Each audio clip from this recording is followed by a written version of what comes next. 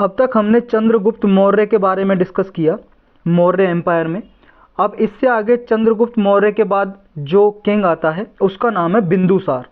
तो आप हेडिंग डाल लो बिंदुसार। बिंदुसार का टाइम पीरियड क्या है? ये 298 से लेके 272 बीसी तक इसने राज किया, रूल किया। ये देखो चंद्रगुप्त मौर्य का ही सन था, चंद्रगुप्त मौर्य का पुत्र था बिंदुसार। बिंदुसार को और भी कई नामों से जाना जाता है, जैसे जैन लिटरेचर लिखे हुए हैं या ग्रीक स्कॉलर थे कुछ, उन्होंने अलग अलग नाम दिए थे।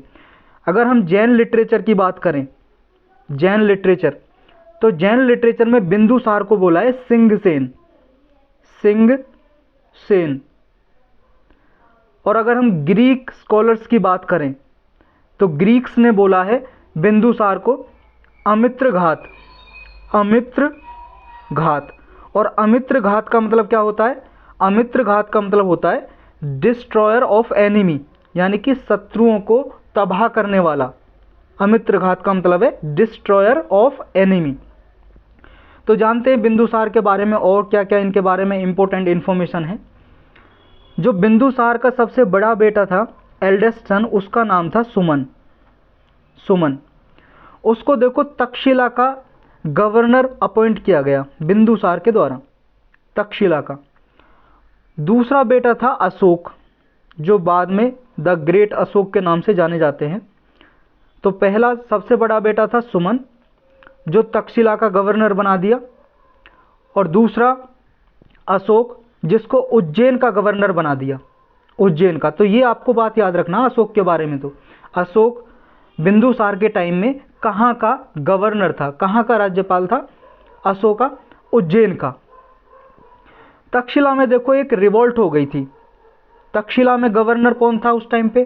सुमन, जो बिंदुसार का सबसे बड़ा बेटा था। जब तक्षशिला में रिवोल्ट हुई थी तो तक्षशिला में जो रिवोल्ट थी उसको किसने सप्रेस्ड किया था? अशोक ने। वहां पे अशोक गए और जो वहां पे क्रांति हो रही थी, रिवोल्ट हो रही थी, उसको दबा दिया, सप्रेस्ड कर दिया। तो तब से अशोक का नाम ज़्यादा मतलब फेमस हो गया। तो बिंदुसार था जो, उसके बारे में थोड़ा रिलीजियस इंफॉर्मेशन जान लेते हैं। देखो ये आजीवक सेक्ट के फॉलोअर थे, आजीवक, आजीवक सेक्ट के फॉलोअर थे। देखो जैसे जैन, बुद्धिज्म, ये रिलीजन है ना, इस तरह से एक सेक्ट था, ग्रुप था, जिसे नाम दिया गया आजीवक सेक्ट। और आजीवक सेक्ट के फाउंडर कौन थे? ये समझ लो एक तरह से ये भी फेथ है, आस्था है आजीवक सेक्ट। इसके फाउंडर थे आजीवक सेक्ट के मखाली घोषाल। ये बात आपको याद रखनी है, मखाली घोषाल। मखाली घोषाल ने आजीवक सेक्ट को फाउंड किया था, स्थापना की थी। और देखो ये जो मखाली घोषाल है, ये महावीर थे, जो वर्धमान महावीर, उसके कंटेम्पररी थे। और कंटेम्पररी का मतलब हम पिछली क्लास में समझ चुके हैं क्या होता है, यानी कि समकालीन, यानी कि जिस टाइम पे वर्धमान महावीर थे उसी टाइम पे ये मखाली घोषाल रहा करते थे। और मखाली घोषाल है जो, इन्होंने कौन सी आस्था की, कौन सी फेथ की, या कौन सा रिलीजन बोल सकते हो, उसकी स्थापना की? आजीवक सेक्ट, आजीवक सेक्ट। और आजीवक सेक्ट के फॉलोअर कौन थे? मोस्ट इंपोर्टेंट बिंदुसार, जो मौर्य एम्पायर के एक राजा थे, बिंदुसार। तो ये बात आपको याद रखनी है। ग्रीक सोर्स के हिसाब से ऐसा माना जाता है कि जो बिंदुसार थे, बिंदुसार, उन्होंने देखो ग्रीक रूलर था एक, ग्रीस तो आप जानते हो ना, दिखा देता हूं मैं मैप पे। देखो ये आप जो मैप देख रहे हो, वर्ल्ड मैप, ये जो आज आप यूरोप में टर्की के साइड में, यहां पे देखो, ये टर्की के साइड में जो आप देख रहे हो, ये यहाँ पे ग्रीस, ये यूरोप वाला जो एरिया है, इस एरिया में जो लोग रहते हैं उनको बोलते हैं ग्रीक। जैसे इंडिया इंडियन, ऐसे ग्रीस ग्रीक। तो ग्रीस हो गया आपका देश का नाम, और जो वहाँ के पीपल होंगे वो हो जाएंगे ग्रीक। तो ग्रीक कुछ स्कॉलर्स हैं, कुछ विद्वान थे, स्कॉलर्स थे, उन्होंने देखो अपने कुछ लिटरेचर में, कुछ बुक्स में ऐसा कहा है कि बिंदुसार ने, जो बिंदुसार थे, उन्होंने ग्रीक रूलर से, ग्रीक का एक राजा था जिसका नाम था एंटियोकस, ग्रीक रूलर एंटियोकस से 3 चीज़ें डिमांड की थी, 3 थिंग्स डिमांड की थी, 3 चीज़ें। वो कौन कौन सी थी ये आपको याद रखना है। बिंदुसार ने ग्रीक रूलर एंटियोकस से स्वीट वाइन, शराब की डिमांड की थी। दूसरा ड्राइड फिग्स। तीसरा फिलोसफर। आपको पता है एंशियंट टाइम में ग्रीक जो स्कॉलर्स थे बहुत ही महान थे, पूरे वर्ल्ड में उनका बोलबाला था, बहुत महान थे, फेमस थे और बहुत ही ज़्यादा विद्वान थे। तो वहाँ के जो फिलोसफर थे ये चाहते थे बिंदुसार कि वो फिलोसफर हमारे यहाँ पे आए, हमारे राज्य में, और इंडिया के बारे में कुछ रिसर्च करें, हमें कुछ बताएं, इंडिया के बारे में लिखें। तो अपने राज्य में, अपने दरबार में वो ग्रीक फिलोसफर चाहते थे। तो जो एंटियोकस थे ना, ग्रीक रूलर एंटियोकस, जिससे डिमांड की थी, एंटियोकस ने ना 2 चीज़ों की तो हामी भर ली कि स्वीट वाइन और ड्राइड फिग्स, कि शराब और जो फिग्स है, अंजीर है, जो आपको ये हम दे देंगे। लेकिन जो 3rd थिंग आपने डिमांड किया फिलोसफर, ये हमारे यहाँ पे अलाउ नहीं है कि किसी कंट्री को बेची जाए। तो ये बेचने की चीज़ नहीं है, हम स्कॉलर्स को, फिलोसफर को बेच नहीं सकते। हाँ, 2 चीज़ आपको बेच देंगे, स्वीट वाइन और ड्राइड फिग। तो बिंदुसार के डिमांड पे 2 चीज़ें उन्हें मिल गई, लेकिन फिलोसफर वो नहीं खरीद सके ग्रीक रूलर एंटियोकस से। तो ये बात आपको याद रखनी है। तो यही बिंदुसार के बारे में इंपॉर्टेंट इन्फॉर्मेशन है।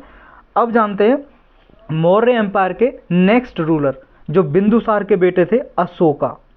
अशोक लिखा होता है हिंदी में, इंग्लिश में ए लगा देते हैं पीछे, लेकिन रहेगा अशोक ही, लिख देते हैं इंग्लिश में अशोक द ग्रेट, महान अशोक।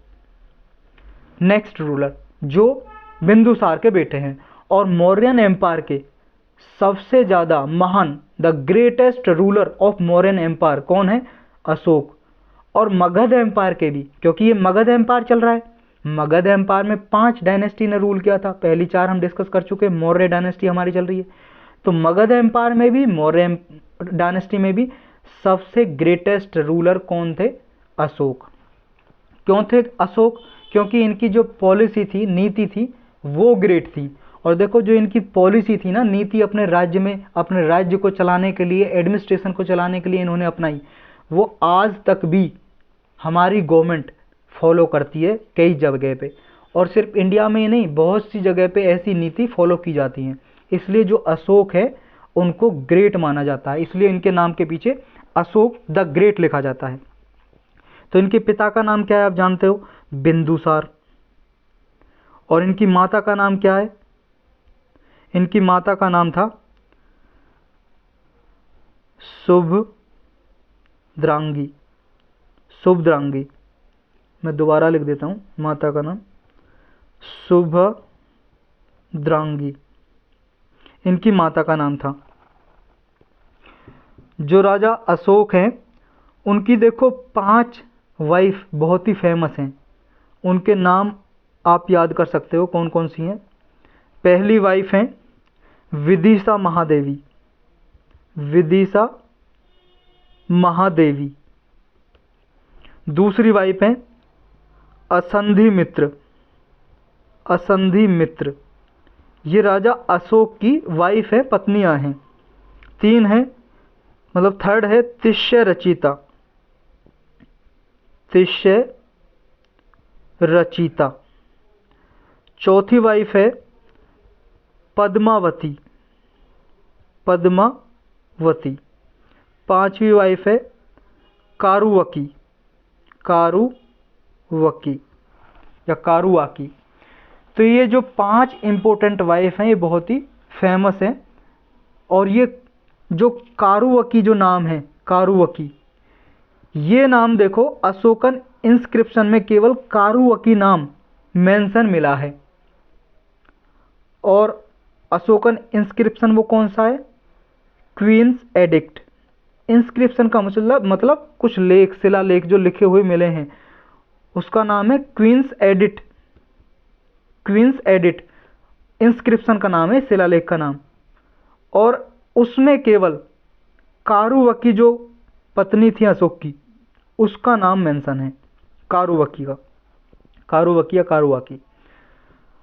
इनके जो फेमस पुत्र थे सन, उनके नाम भी आपको याद होने चाहिए, क्योंकि देखो भाई साहब, जो आदमी फेमस ज़्यादा हो जाता है ना, उसकी हर चीज़ फेमस हो जाती है, हर चीज़। जैसे आपको पता है महात्मा बुद्ध जी फेमस हो गए थे, तो उनके घोड़े का नाम, सारथी का नाम तक फेमस हो गया था, है कि नहीं? वो भी याद करना पड़ता है, पूछ लेते हैं बहुत बार, तो ये हमने डिस्कस किया था सब कुछ। तो जो फेमस हो जाता है, जैसे आप भी कल को फेमस हो जाते हो, तो आपकी सब बातें, रिपोर्टर आएंगे आपके बारे में, सब पूछेंगे कि किस तरह से आपने तैयारी की, कहाँ पे की, कैसे की, कितनी कठिनाइयाँ नहीं भी होंगी ना, तब भी ढूंढ ढूंढ के कठिनाइयाँ निकाल देते हैं, है कि नहीं? तो आपको याद करने पड़ेंगे इनके सन्स के नाम, पुत्रों के नाम। इनके इंपॉर्टेंट सन है, एक है महेंद्र, महेंद्र, दूसरे हैं कुणाल, तीसरे हैं जलोका, और चौथे हैं तिवर। तिवर, जो तिवर नाम है ना, तिवर, ये जो अशोकन इंस्क्रिप्शन मिला था क्वींस एडिट का, जो हमने पढ़ा था क्वींस एडिट, उसमें केवल तिवर का नाम मेंशन है। यानी कि जो तिवर है वो कारुवाकी से पैदा हुआ पुत्र है, क्योंकि कारुवाकी का नाम मेंशन है किसमें? अशोकन इंस्क्रिप्शन क्वीन एडिट में। और जब कारुवकी के साथ तिवर का नाम भी, यानी कि अशोका और कारुवकी से पैदा हुआ पुत्र है तिवर, यानी कि तिवर के माता पिता का नाम है कारुवकी और अशोक। कुछ इंपोर्टेंट डॉटर्स हैं राजा अशोक की, इनके नाम आपको याद होना चाहिए। एक है संघमित्र, संघमित्र, दूसरी है चारुमती, चारुमती, संघमित्र और चारुमती। एक देखो बुद्धिस्ट हिस्टोरियन थे जिनका नाम था तारानाथ, ये बुद्धिज्म के बारे में लिटरेचर वगैरह लिखा करते थे, पुस्तकें लिखा करते थे। इन्होंने देखो राजा अशोक को कई नामों से संबोधित किया है, मतलब कई नाम दिए हैं। राजा अशोक को तारानाथ ने अपने लिटरेचर में कामशोक का नाम दिया है, कामशोक। दूसरा नाम दिया चंदशोक, चंदशोक। तीसरा नाम दिया है धम्मशोक, धम्मशोक, एक ही जगह लिखा हुआ है धम्मशोक, DHAMMASOK, धम्मशोक। 3 नाम से संबोधित किया है किसने? तारानाथ ने अपने लिटरेचर में। ये बुद्धिस्ट हिस्टोरियन थे। कुछ श्रीलंकन लिटरेचर भी हैं। श्रीलंका जो है ना देश, श्रीलंकन लिटरेचर, जिसका नाम है एक महावंश। ये लिटरेचर का नाम है महावंश, MAHAVAMSA, महावंश। इसमें लिखा हुआ है महावंश लिटरेचर में कि जो अशोक थे ना, उन्होंने अपने 99 भाइयों को मार के दिया और तब वो राजगद्दी पे बैठ गए। ऐसा स्टोरी लिखी है श्रीलंकन लिटरेचर महावंश में। और उन्होंने केवल एक उनका सबसे छोटा भाई बचा था तिष्य, उसके साथ राजगद्दी को शेयर किया था, ये स्टोरी लिखी हुई है। लेकिन कहीं पे भी जो अशोका के इंस्क्रिप्शन मिले हैं, ये कहीं पे भी मेंशन नहीं है कि उन्होंने अपने भाइयों को ऐसे मारा, क्योंकि अशोकन इंस्क्रिप्शन में उनके भाई बहन की चर्चा उनके राजगद्दी ग्रहण करने के बाद भी दी हुई है। क्योंकि अगर ऐसा होता, राजा अशोक ने अपने 99 भाइयों को मार दिया और केवल तिष्य जो उनके भाई थे वो बचे थे, यंगेस्ट, तो फिर गद्दी पे बैठने के बाद तो इंस्क्रिप्शन में उनका नाम मेंशन नहीं होना चाहिए, उनके बारे में नहीं लिखा होना चाहिए था।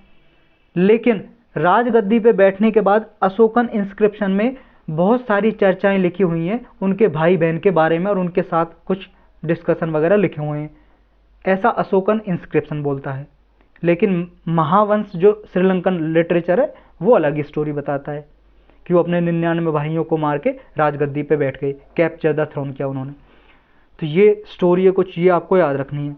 अब कुछ इनकी क्रोनोलॉजिकल डेट्स याद कर लेते हैं।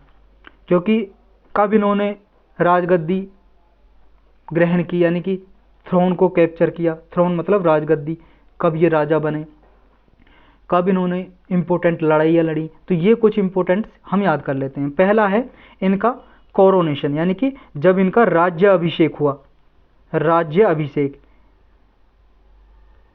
ये डेट आपको मतलब याद रखनी है। कब हुआ राज्य अभिषेक, यानी कि कोरोनेशन ऑफ अशोक। अशोक जब राज्य गद्दी पे बैठे, जब उत्सव होता है, जो सेरेमनी होती है, उसे बोलते हैं राज्याभिषेक, यानी कि तिलक लगा दिया और ये बन गए राजा।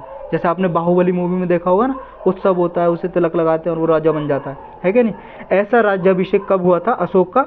269 और 268 BC के लगभग, इस टाइम पीरियड में राज्याभिषेक होता है राजा अशोक का। तो ये डेट आपको याद रखनी है। दूसरी इंपॉर्टेंट डेट है 261 से लेके 260 BC, 261 से लेके 260 BC। इस टाइम में देखो कलिंग वार हुआ था, कलिंग वार। कलिंग वार आपको पता है, कलिंग रूलर थे, जो आज उड़ीसा का जो एरिया, यहाँ पे कलिंग साम्राज्य था। तो कलिंग वार हुआ था। इसमें देखो एक 13th रॉक एडिक्ट है, 13th rock edict. Rock edict मतलब ये देखो इंस्क्रिप्शन है, रॉक एडिट नाम है इसका, 13वां रॉक एडिट। और ये 13वां जो रॉक एडिट है, इसमें कलिंग वार के बारे में इंफॉर्मेशन दी हुई है कि कलिंग युद्ध लड़ा था राजा अशोक ने, कब? 261 से लेकर 260 BC में। तो ये इंफॉर्मेशन आपको याद रखनी है। तीसरी इंपॉर्टेंट डेट है 259, 259 टू 258 BC। इसमें देखो जो राजा अशोक हैं उनका बुद्धिस्ट में कन्वर्जन हो गया, यानी इन्होंने बुद्धिज्म धर्म को अपना लिया, बुद्धिज्म धर्म को अपना लिया। कब? ये डेट आप जरूर याद रखनी है। 259 टू 258 BC के अराउंड राजा अशोक हिंदू से बुद्धिज्म में कन्वर्ट हो गए, यानी कि उन्होंने बुद्धिज्म धर्म अपना लिया। 250 BC आती है फिर चौथी डेट, 250 BC, क्योंकि आपको पता है हमने बुद्धिस्ट काउंसिल के बारे में डिस्कस किया था, और जो थर्ड बुद्धिस्ट काउंसिल हुई थी वो किसने कराई थी? राजा अशोक ने। तो राजा अशोक के टाइम में थर्ड बुद्धिस्ट काउंसिल हुई थी 250 BC में। तो ये इंपॉर्टेंट डेट आपको याद रखनी है। फिर आती है एक 249 टू 248 BC। इसमें देखो ये लुम्बिनी में गए थे तीर्थ यात्रा पे, लुम्बिनी में, क्योंकि देखो इन्होंने बुद्धिज्म धर्म को अपना लिया था, तो फिर ये लुम्बिनी में गए वहाँ पे तीर्थ यात्रा करने। और फिर 233 BC के अराउंड इनकी डेथ हो जाती है। किसकी? अशोक की, राजा अशोक की डेथ हो जाती है। जो देखो महावंश लिटरेचर था ना, श्रीलंकन लिटरेचर, महावंश श्रीलंकन लिटरेचर, जिसमें ये कहा था कि अशोक ने अपने 99 भाइयों को मार के तब वो राजा बने थे। तो उसमें ये भी लिखा हुआ है कि जब राजा अशोक कन्वर्ट हुए थे ना बुद्धिज्म में, तो किस तरह से हुए थे? उन्होंने देखो एक मॉन्क बॉय देखा था, सिर्फ 7 ईयर ओल्ड, 7 साल का एक साधु बच्चा था, साधु बच्चा, जिसका नाम था निग्रोथ। तो निग्रोथ जो 7 साल का मॉन्क था, 7 साल का मॉन्क बॉय, साधु बच्चा, बुद्धिज्म में जो साधु होते हैं, तो मॉन्क बॉय था निग्रोथ। उसको देख के तो उनका दिल कन्वर्ट हो गया बुद्धिज्म में। किसका? राजा अशोक का। बाद में देखो कुछ इंपॉर्टेंट गुरु थे बुद्धिज्म में, जैसे उपागुप्त या मोगाली पुत्र तिस, मोगाली पुत्र तिश। तो इनके संपर्क में भी राजा अशोक आए थे, इनसे ज्ञान लेने के लिए गए थे, इनके पास, इनके संपर्क में आए थे। और देखो जो राजा अशोक है ना, इन्हीं के टाइम में ही first time, for the first time, राजा अशोक के टाइम में ही जो बुद्धिज्म था ना, वो इंडिया से बाहर गया। इन्होंने क्या किया? अपने जो बेटा बेटी थे, भाई बहन थे, सबको धम्मा फैलाने पे लगा दिया कि बुद्धिज्म को स्प्रेड करो। इन्होंने बहुत सारे एम्बेसडर भेजे, राजदूत भेजे, उपदेश देने के लिए बुद्धिज्म के बारे में दूसरे देशों में।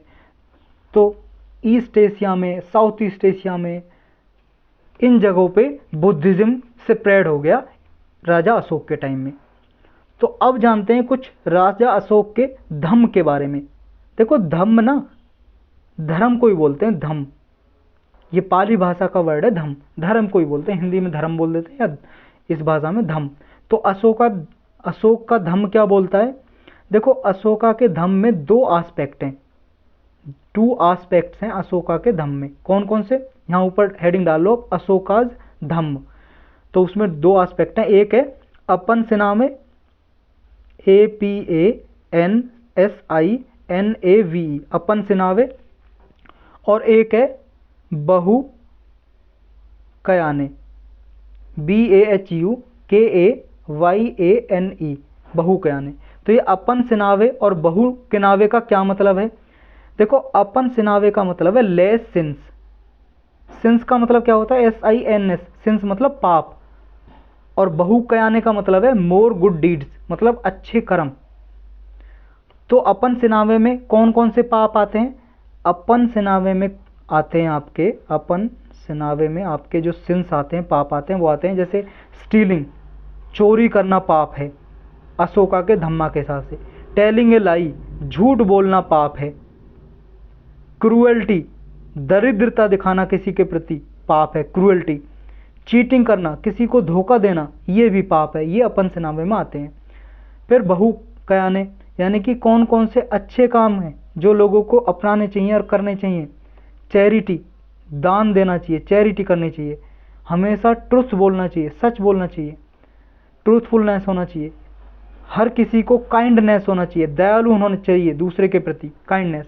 तो ये हैं गुड डीड्स, अच्छे कर्म। तो जो धम्मा का कोड है वो सिंपली क्या है? मॉरल कोड ऑफ कंडक्ट है, मॉरल कोड ऑफ कंडक्ट। और ये देखो धम्मा का, अशोका का जो धम्मा है ना, ये आप एथिक्स के पेपर में भी यूज कर सकते हो लिखने के लिए, एग्जाम्पल देने के लिए। तो मॉरल कोड ऑफ कंडक्ट है, यानी कि नीतिगत तरीके से कैसा व्यवहार होना चाहिए इंसान का, उसका एक ये फ्रेमवर्क है धम्मा, अशोका का धम्मा। और देखो जो मॉरल कोड ऑफ कंडक्ट है अशोका का, ये कहाँ पे मेंशन है? कौन से इंस्क्रिप्शन में? 13th रॉक एडिट, जो 13वां रॉक एडिट है उसमें ये मेंशन है क्या? अशोका का मॉरल कोड ऑफ कंडक्ट। तो ये 13th रॉक एडिट में मेंशन है, ये बात आपको याद रखनी है इसमें। अब नेक्स्ट देखो, इस रॉक एडिक्ट में जो मॉरल कोड ऑफ कंडक्ट लिखा हुआ है उसमें ये कहा है कि अपने पेरेंट्स और एल्डर्स, यानी कि अपने से बड़ों और अपने माता पिता की हमेशा रेस्पेक्ट करनी चाहिए, सम्मान करना चाहिए। ये भी मॉरल कोड ऑफ कंडक्ट में आता है। और देखो अशोका के टाइम में जब इन्होंने बुद्धिज्म को अपना लिया था तो इन्होंने सारे फेस्टिवल को बैन कर दिया, सारे जो त्यौहार मनाए जाते थे उन पे प्रतिबंध लगा दिया फेस्टिवल पे। और जो एनिमल्स की किलिंग की जाती थी, पशुओं का सेक्रीफाइस किया जाता था, बलिदान दिया जाता था पशुओं का, उस पे भी बैन लगा दिया था, एनिमल सेक्रीफाइस पे। जो रॉयल किचन के लिए देखो खाना बनाने के लिए पशुओं को मारा जाता था, उस पर रोक लगा दी थी। लेकिन 2 पिकॉक, पिकॉक मतलब मोर, और 1 डियर सिर्फ मार सकते थे, यानी कि 2 मोर और 1 हिरन के अलावा और किसी भी पशुओं को नहीं मारा जाएगा, इतने ही अलाउ थे। ये था राजा अशोक के बारे में। अब देखो हम जान लेते हैं थोड़ा, ये मौर्यन जो एम्पायर था इसका एडमिनिस्ट्रेशन बहुत इंपॉर्टेंट है और वहीं से बहुत ज़्यादा क्वेश्चन पूछे जाते हैं। और जो इसका एडमिनिस्ट्रेशन है ना, प्रशासन, उसको अभी भी गवर्नमेंट कहीं कहीं पे फॉलो करती है। तो यहाँ पे हेडिंग डाल लो आप, मौर्यन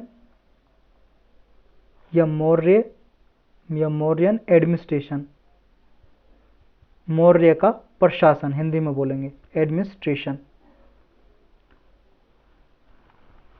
जो मौर्यन एडमिनिस्ट्रेशन है देखो, ये एक सेंट्रलाइज्ड मोनार्की था, सेंट्रलाइज्ड मोनार्की, यानी कि मोनार्की आप जानते हो ना क्या होता है, यानी कि राजा ही सब कुछ है मोनार्की में, राजा ही कोर्ट है, राजा ही प्रधानमंत्री है, राजा ही लॉ मेकर है, यानी कि एग्जीक्यूटिव भी वही है, जुडिशियर भी वही है, जुडिशरी, और लॉ मेकिंग बॉडी भी वही है, लेजिस्लेचर।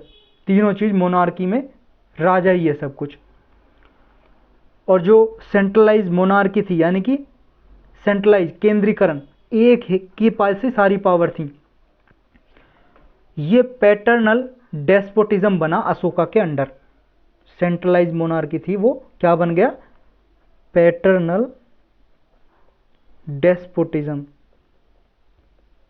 डेस्पोटिज्म यानी कि पैटर्नल एटीट्यूड का क्या मतलब होता है कि इन्होंने ये मैसेज फैलाया राजा अशोक ने कि जो राजा है ना, राजा है और जो प्रजा है उसका रिलेशन कैसा है कि जो राजा है उसके प्रजा सारे उसी के बच्चे हैं, उसी के बच्चे हैं, कि all mens are my children, ऐसा बोला था राजा अशोक ने कि जो सारी प्रजा है वो क्या है, उसके पिता कौन है, मतलब पिता की तरह कौन है, राजा अशोक, राजा किंग।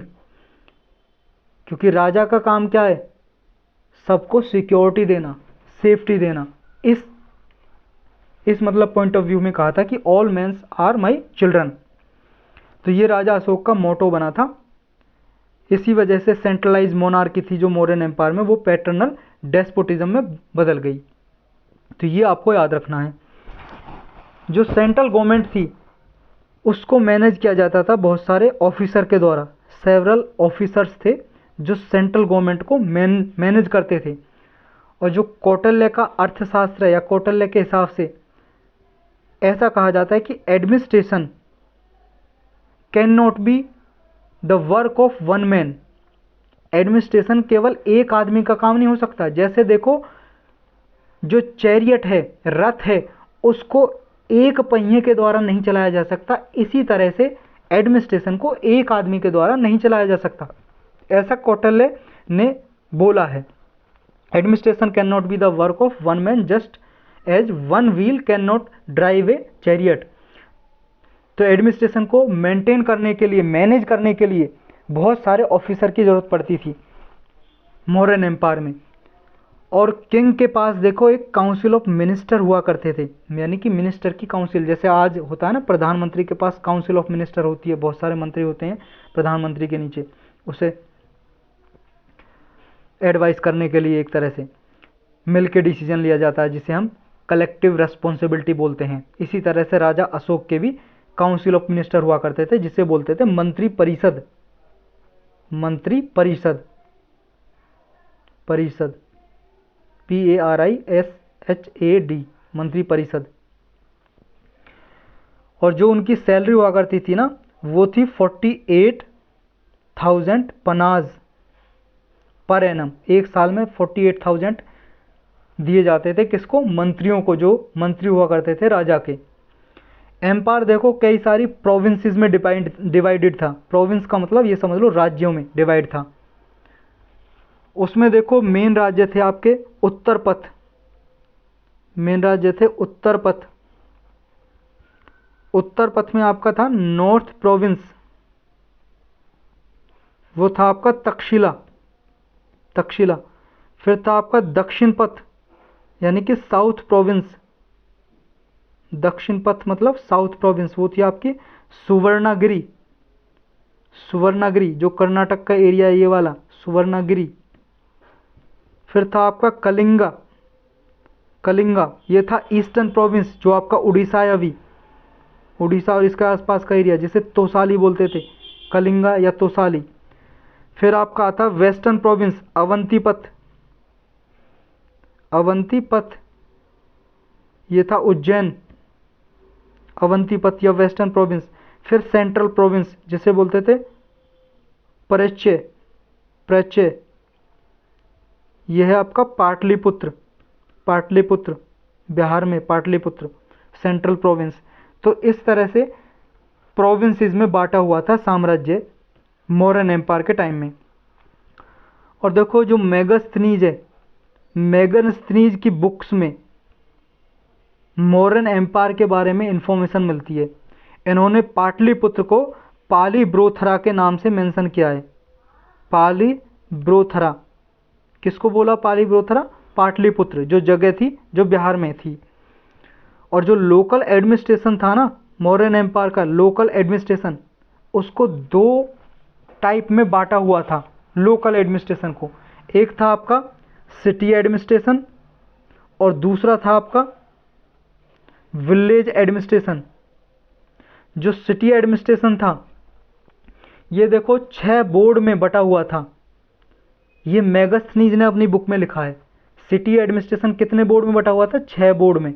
और हर एक बोर्ड में 5 मेंबर हुआ करते थे। जैसे 6 बोर्ड हैं अलग अलग, तो हर एक बोर्ड में 5 मेंबर हुआ करते थे। और उनकी ड्यूटी क्या थी बोर्ड की? जो पहला बोर्ड था उसकी ड्यूटी थी कि वो कॉमर्स और इंडस्ट्री को देखेगा, कॉमर्स एंड इंडस्ट्री को देखेगा। जैसे आजकल मंत्रालय होते हैं ना, इस तरह से लोकल एडमिनिस्ट्रेशन में, सिटी एडमिनिस्ट्रेशन में एक बोर्ड थे, जिसमें पहले बोर्ड का काम था कॉमर्स एंड इंडस्ट्री को देखेगा। दूसरे बोर्ड का काम था कि वो जो फॉरेन एम्बेसडर हैं या फॉरेनर हैं उनकी रिस्पॉन्सिबिलिटी किसकी थी? दूसरे बोर्ड की। फॉरेन एम्बेसडर थे जो विदेशी राजदूत, उनको संभालना और फॉरेनर को संभालना, उनकी देखभाल करना किसका काम था? सेकंड बोर्ड का। थर्ड बोर्ड का काम क्या था? पॉपुलेशन का रिकॉर्ड तैयार करना। जो काउंटिंग होती थी बर्थ डेथ की, उसका मेंशन थर्ड बोर्ड में था। ये इसकी मतलब काउंटिंग करता था पॉपुलेशन वगैरह की, सारा काम ये देखता था। चौथा बोर्ड वेट्स और मेजर, इसकी स्टैंडर्ड तैयार करता था, मतलब मानक जो हुआ करते थे मापने के लिए। जैसे आजकल किलो के बट होते हैं ना, 1 किलो 2 किलो, ऐसे वेट्स और मेज़र के लिए ये चौथा बोर्ड काम करता था कि गुड्स की बाइंग सेलिंग किस तरह से मेज़र की जाएगी, किस तरह से मापी जाएगी। पांचवा बोर्ड था वो देखो एडल्ट्रेशन, एडल्ट्रेशन को चेक करने के लिए था। एडल्ट्रेशन, एडल्ट्रेशन मतलब मिलावट, जो मिलावट करते थे ना नकली चीज़ों की, उनको देखने के लिए, उनको चेक करने के लिए, मतलब रेड मारता था, एक तरह से छापे मारता था, जैसे आजकल मारती है ना, जैसे आपका रेवेन्यू ऑफिसर हो गए या फिर सीबीआई हो गई, छापे मारते हैं, इस तरीके से एडल्ट्रेशन को चौथा ये 5th बोर्ड देखता था सिटी एडमिनिस्ट्रेशन में। और 6th बोर्ड का काम क्या था? एजुकेशन की रेस्पॉन्सिबिलिटी थी, सैनिटेशन की, साफ सफाई होनी चाहिए शहर में, इसकी रेस्पॉन्सिबिलिटी किसकी थी? एजुकेशन सैनिटेशन के 6th बोर्ड की। तो ये अलग अलग काम दिए हुए थे बोर्ड्स को, और हर एक बोर्ड में 5 मेंबर हुआ करते थे। अब जानते हैं थोड़ा विलेज एडमिनिस्ट्रेशन कैसे काम करता था। विलेज एडमिनिस्ट्रेशन सबसे छोटी यूनिट थी, और विलेज एडमिनिस्ट्रेशन के हेड को, यानी कि विलेज के जो हेड होता था, जैसे विलेज में जो प्रधान होता था, सरपंच होता था, उसको बोलते थे ग्रामिक। ग्रामिक, जैसे आज गांव में इलेक्शन होते हैं और जो सरपंच बनता है, उस सरपंच को मौर्यन एम्पायर में क्या बोलते थे? ग्रामिक, हेड ऑफ द विलेज को। और देखो मौर्यन एम्पायर में सबसे ज़्यादा जाना जाता है कि इस टाइम में लार्ज नंबर ऑफ स्पाइज मतलब जासूस, ये स्पाई हो गया, वाई को हटा दिया, IS लग गया, बहुवचन हो गया, यानी कि प्लूरल फॉर्म में हो गया ये। तो बहुत ज़्यादा स्पाइज इन्होंने अपॉइंट किए थे। और स्पाइज को क्या बोला जाता था मौर्यन एम्पायर में? गूढ़ पुरुष। गूढ़ पुरुष ये पूछ लिया जाता है, गूढ़ पुरुष क्या है? ये जासूस हैं, गूढ़ पुरुष जासूसी करते थे। गूढ़ पुरुष किसके लिए? किंग के लिए। और 2 तरह के गूढ़ पुरुष हुआ करते थे। जासूस जो थे गूढ़ पुरुष 2 तरह के, एक थे संस्था और दूसरे टाइप के हुआ करते थे संचार। क्या अर्थ है दोनों का? देखो जो संस्था है ये एक प्लेस पे होते थे स्टेशनरी, जैसे राजा के आसपास जासूस हैं, किसी को पता नहीं है कि ये जासूस हैं, कुछ और काम में लगा हुआ है, जैसे मान लो नौकर बना के रखा हुआ है किसी और, लेकिन वो जासूसी करते रहते थे। और एक होते थे संचार, ये संचार थे वंडरिंग, घूमते रहते थे, जैसे आजकल IB या जो रॉ है ये जासूसी करते रहते हैं ना, इस तरह से ये घूमते रहते थे कि हमारे देश पे कोई आक्रमण तो नहीं करने वाला, इस तरह की इन्फॉर्मेशन लेके आते थे संचार, जो जासूस थे, गूढ़ पुरुष। तो ये स्पाइस थे, गूढ़ पुरुष थे, जासूस थे। और जो आर्म्ड फोर्सेस का सुप्रीम कमांडर था वो खुद किंग हुआ करता था। जैसे आज हमारी जो आर्म्ड फोर्सेस है उसका सुप्रीम कमांडर कौन होता है? प्रेसिडेंट होता है। उस टाइम पे किंग हुआ करता था, राजा हुआ करता था, क्योंकि देखो राजा ही सब कुछ हुआ करता था, तो राजा ही करेगा सारा कुछ काम। अच्छा, अब इनकी इकोनॉमी के बारे में जान लेते हैं। इनका भाई साहब इकोनॉमी, अर्थशास्त्र यानी कि अर्थव्यवस्था कैसी चलती थी, ये भी उस टाइम पे टैक्स लेते थे, रेवेन्यू लेते थे, और इनका चीफ सोर्स ऑफ रेवेन्यू क्या था? लैंड टैक्स, भूमि पे कर लगाते थे, लैंड टैक्स यानी कि भूमि कर। और कितना होता था?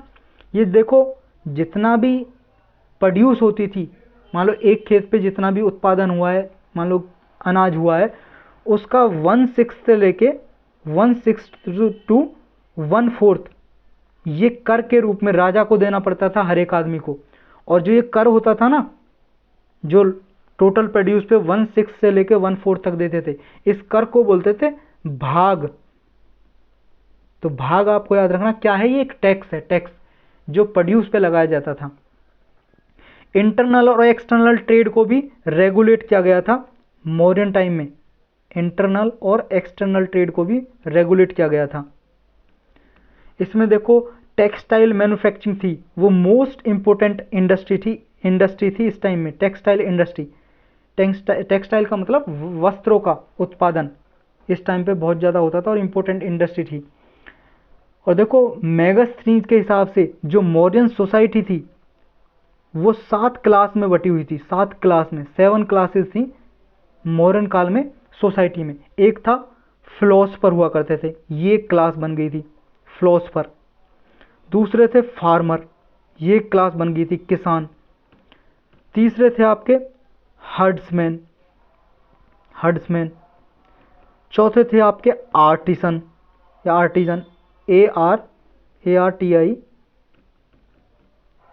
ARTISAN, आर्टिजन, कलाकार।